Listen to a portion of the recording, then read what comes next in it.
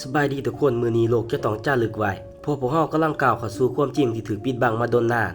โดยล่าสุดประธานาธิบดีโดนัลด์ทรัมป์ได้สั่งการโดยกงให้หน่วยงานข่าวสารลับออกมาเปิดเผยเอกสารเกี่ยวกับสิ่งที่มีชีวิตนอกโลกในคลิปนี้ข้อยจะมาเจาะลึกรายละเอียดเอกสารสุดทำอิฐให้คนลาวเฮาได้รับรู้สุดความสามารถความจริงจะเป็นแนวใดและหลักฐานการมีอยู่ของมนุษย์ต่างดาวมีแท้หรือบ่มาหาชมพร้อมกันเลยย้อนกลับไปในปี 1966 ได้มีการประกาศจัดงานชุมนุมครั้งใหญ่ที่เมืองเรโนรัฐเนวาดาโดยในปีนี้มีผู้คนกล่าวออกมายืนยันว่าเคยได้ขึ้นไปถึงจานบินและเคยโอลมกับนักบินจากต่างดาวมาแล้วพวกเขานำเอาทั้งรูปภาพฟิล์มสีพร้อมหลักฐานต่างๆมาแสดงให้เห็นแบบจัดเต็มแต่สิ่งที่น่าตื่นเต้นที่สุดเป็นหนังสือพิมพ์ข่าวหน้าที่3ซึ่งคือข้อความถึงอ่างส่งมาผ่านคลื่นวิทยุจากสิ่งที่มีชีวิตมีชื่อว่าคาเรนลีเลตันเป็นผู้นำแห่งดาวโกเลดอร์ห่างออกไป400ปีแสง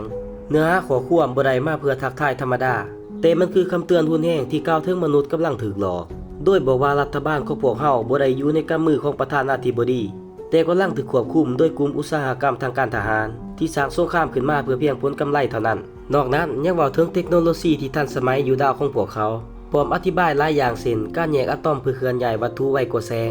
โดยบอกถึงลักษณะของพวกเขามีหูห่างคือพวกเฮาซึ่งต่างบ่มีวิทยาการล้ำหน้าหลายกว่าพันปีโดยในมื้อหนึ่งของปีนั้นชาวบ้านได้ตกใจกับสิ่งที่เห็น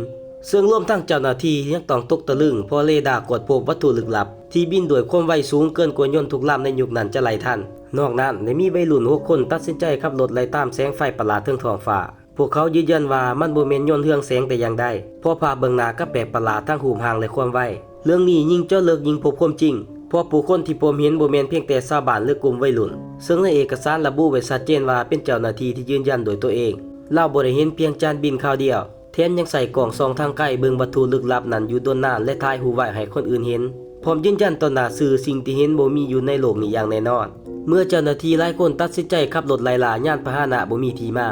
บินตามเลียบไปตามถนนปานว่ากำลังหยอกล้อคล้ายคือท้าทายให้มาจับกุมหากมีความสามารถพอโดยนี่ก็คือ 1% ของเนื้อหาทั้งหมดที่ถูกเผยแพร่เรื่องราวพร้อมหลักฐานล้วนถูกปิดบังมาแต่ก่อนหากใครสนใจหรือมักในคลิปนี้อย่าลืมกดไลค์กดติดตามไว้เด้อหากมีคนเบิ่งจะลงอีกเป็นตอนที่2ที่มีเนื้อหาต่อกันอย่างละเอียดแล้วพบกันคลิปหน้า